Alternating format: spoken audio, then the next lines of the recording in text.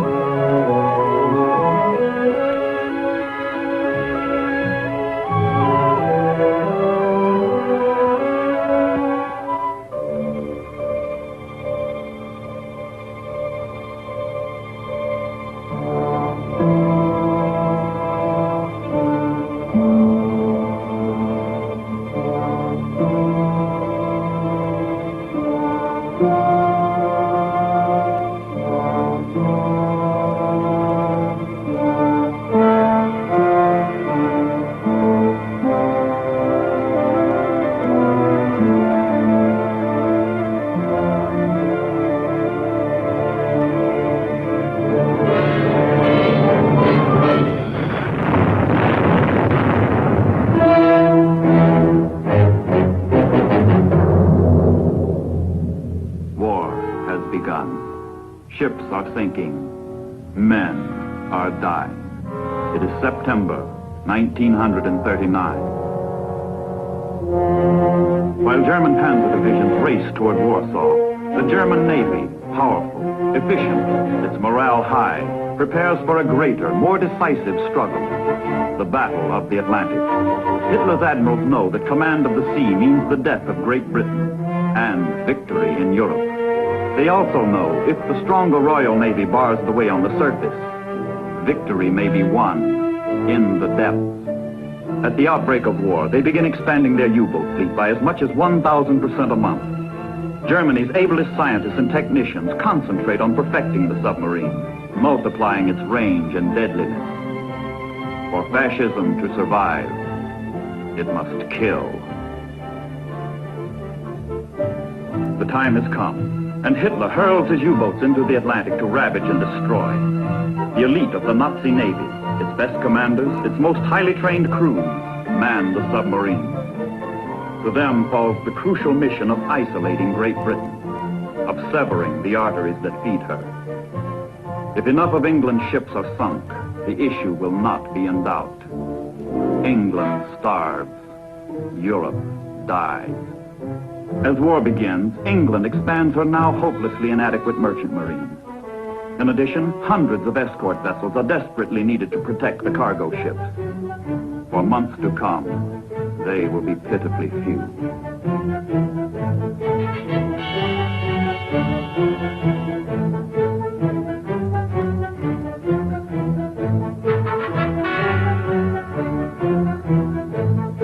Patiently, doggedly, Englishmen build the ships which make so little showing in the statistics of naval strength, the ships without which England cannot live.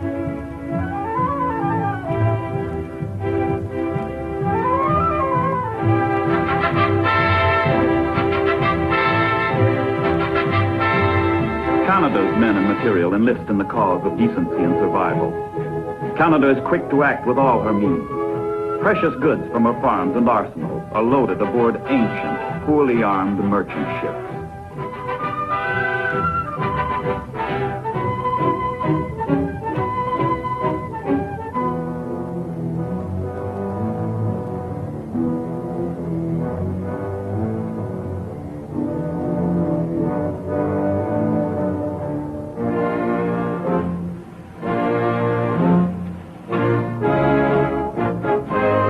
Makeshift convoy set out for the perilous crossing under the patchwork protection of converted yachts, the fishing fleet, and, if they are lucky, a ship or two of the hard-pressed Royal Canadian Navy.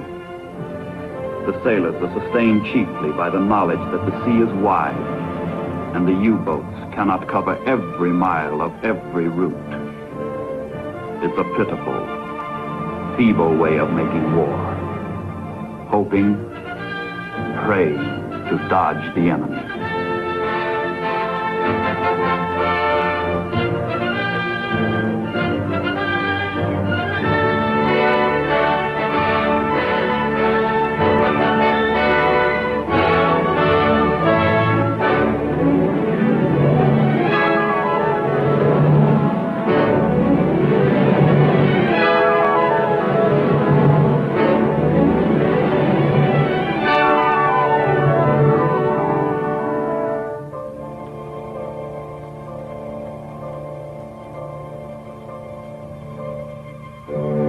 War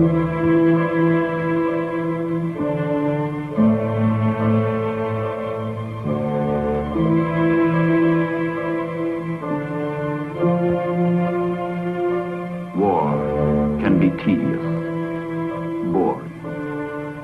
Weeks of monotonous routine become almost unbearable for sailors who live under the constant threat of an enemy attack. Theirs is a cruel death, should they be torpedoed. The convoy cannot stop. It must go on until it reaches England, or until it's spotted by the Germans, whose submarines are prowling, shadowy, waiting to move in for the slaughter.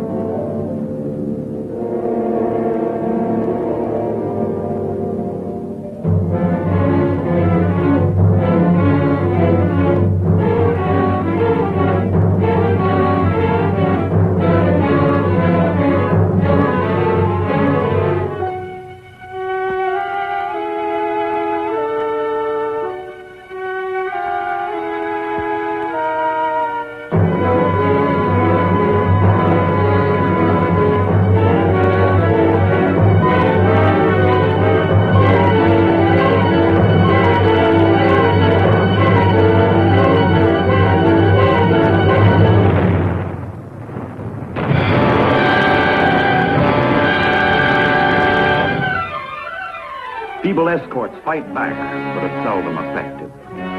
How can World War I equipment cope with World War II submarines? But the sub must be fought.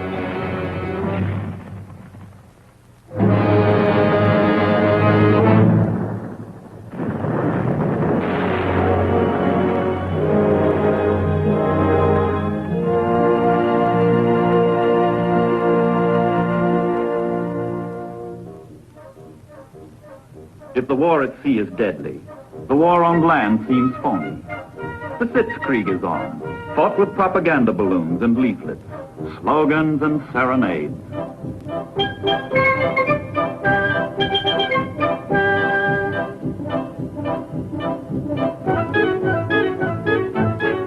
The Maginot Line seems impregnable, and the French soldiers relax. But the Germans are not dancing. Their strength is building. Their plans are laid. Hitler's finger is on the trigger.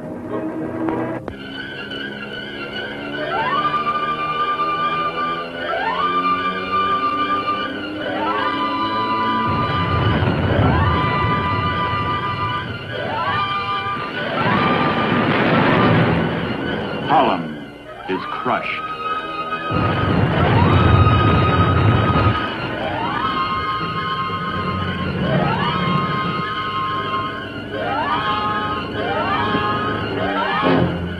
Belgium is smashed.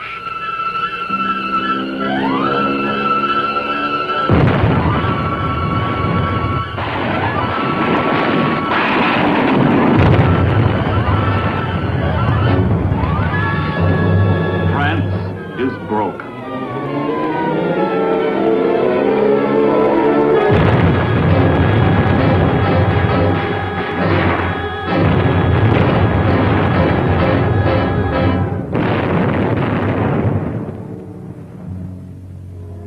Dunkirk. What man can know that this is the prelude to England's finest hour? Britain's sea power rescues Britain's army, but at a cost of abandoning all its equipment and all its stores. The British stand stripped of their armor, their weapons struck from their hands.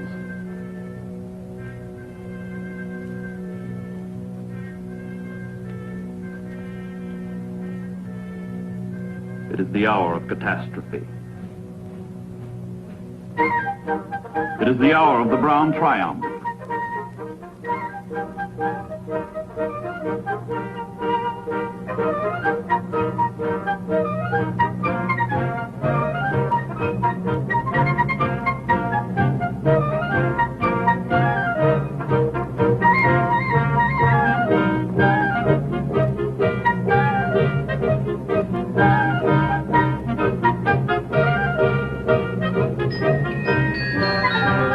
The path of glory leads to the forest of Compiègne.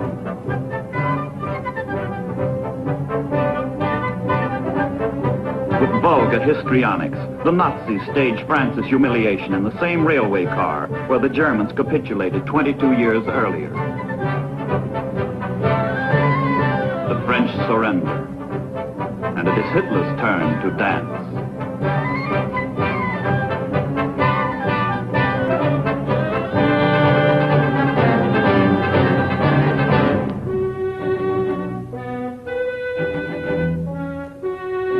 Conquest ends at the English Channel, where sea power blocks the way.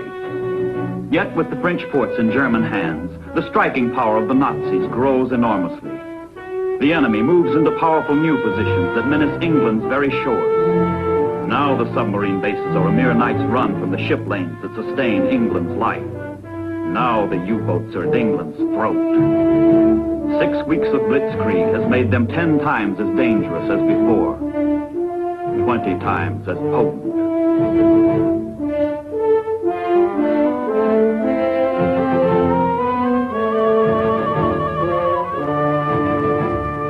And from newly acquired air bases on England's threshold comes something new to warfare, new to history. An attempt to pound a world power into submission by bombardment from the sky. Coolly and brilliantly, the English organized their defenses, meeting the new menace with new methods. But the Nazi squadrons come over around the clock.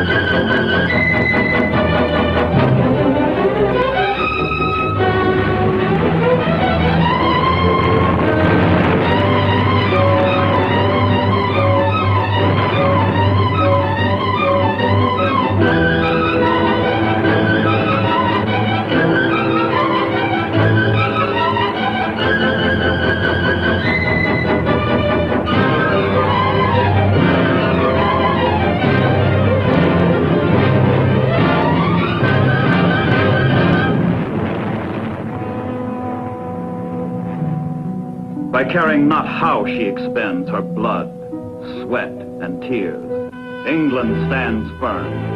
Hitler does not force her to her knees.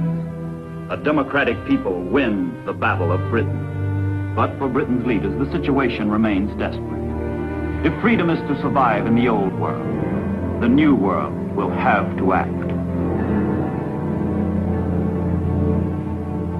In America, public opinion is slowly, surely forming. The issues are becoming clear. Congress moves boldly to safeguard American security by forthright aid to Great Britain.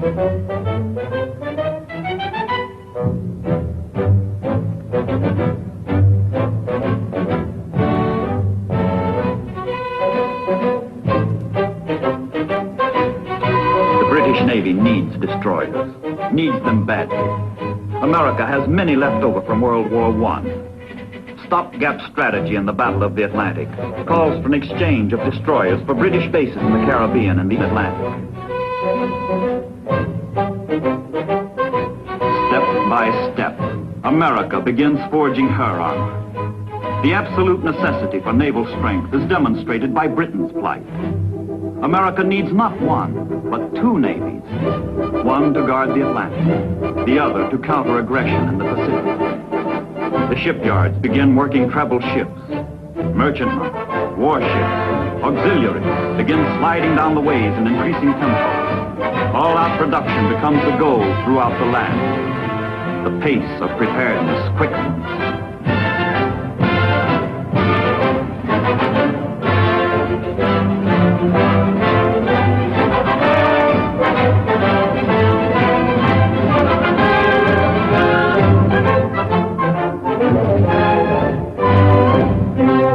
Materials by themselves are no longer enough.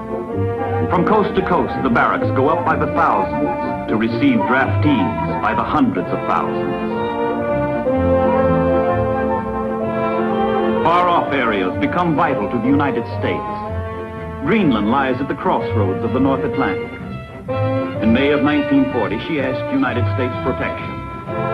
Her creolite mines and weather stations are denied the Germans.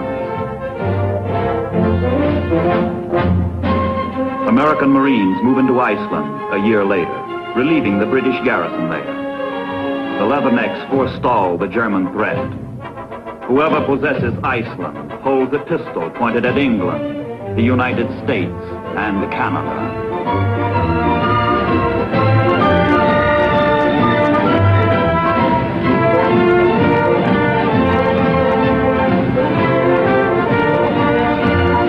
In midsummer 1941, Churchill and Roosevelt meet off Newfoundland to proclaim the Atlantic Charter. The four freedoms. Freedom of speech and of worship, from want and from fear. But these are the realities that support the ideals. The ships, the men, the supplies on which all depend. The ships plod along the North Atlantic convoy routes at dangerously sluggish speed, their pace regulated by the slowest merchantman in the convoy. And the slower the convoy, the easier it falls into the trap of roving U-boats.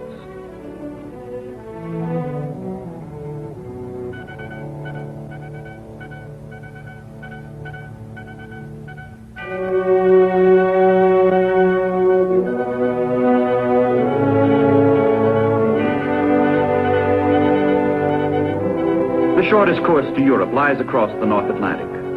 Concentrated here is the flow of Allied ships and enemy submarines. While convoys are underway, Royal Canadian Control Centers keep them instructed and informed on the basis of coordinated intelligence.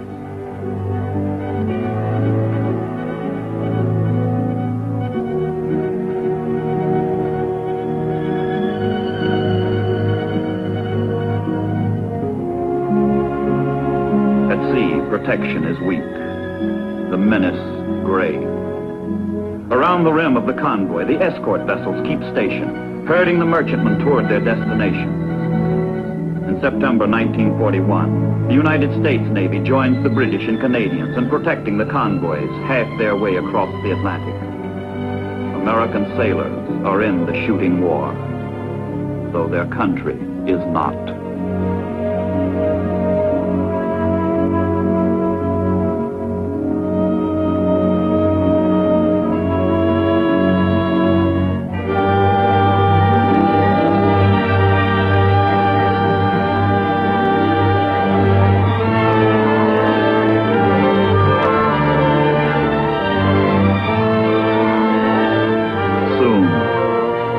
Too soon, a lone U-boat spots the convoy.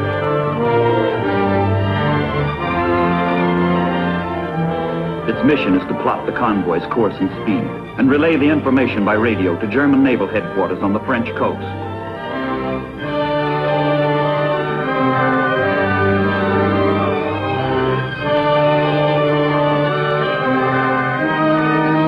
Admiral Dönitz, the genius of German submarine warfare, orders his submarines out for the kill.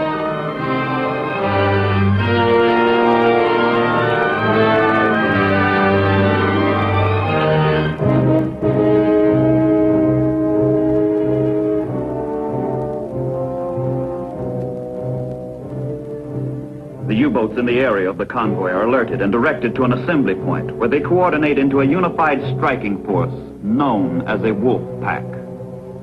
The pack rendezvous for the attack.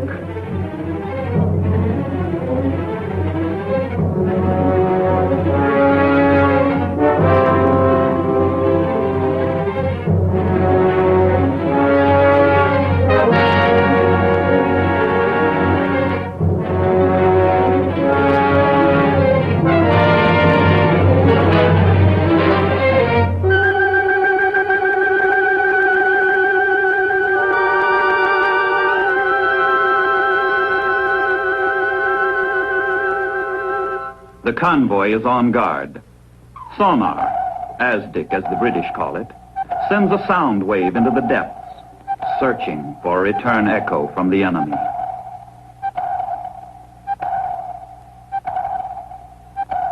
All hands on all ships are alerted in these dangerous waters, where sinkings are routine.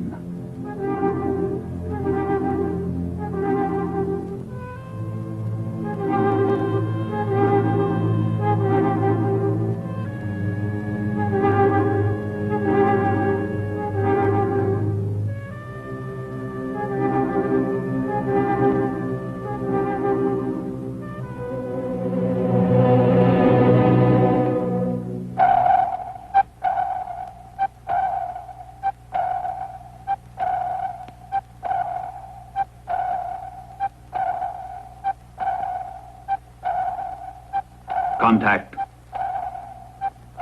Too late.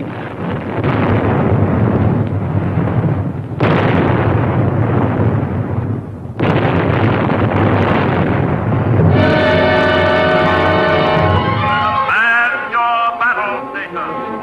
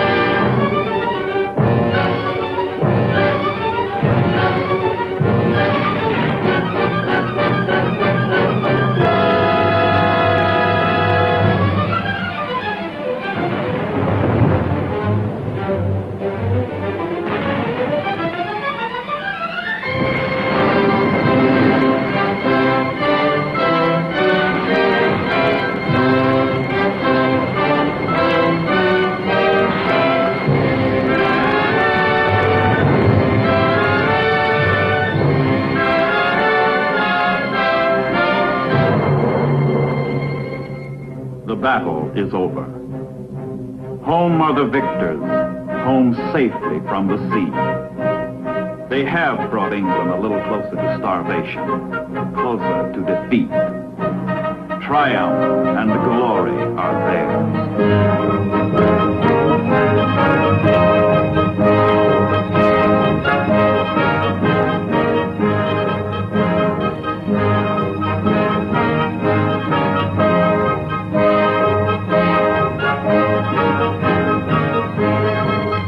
Outstanding heroes have flown to their capital, Berlin, for further celebration. The victories against England proved to the Germans the invincibility of the Third Reich. All Germany rejoices. All Germany honors its undersea sailors.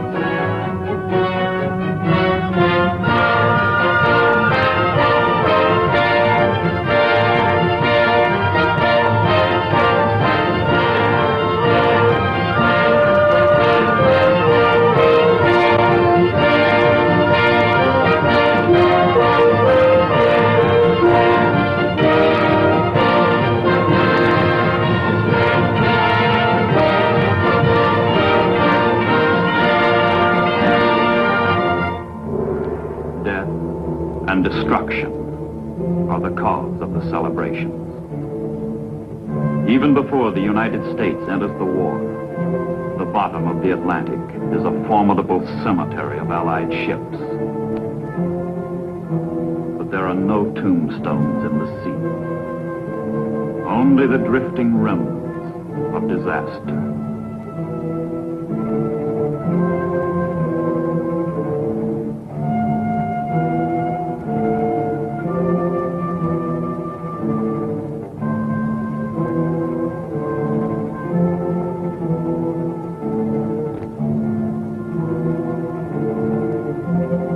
And this is just the beginning.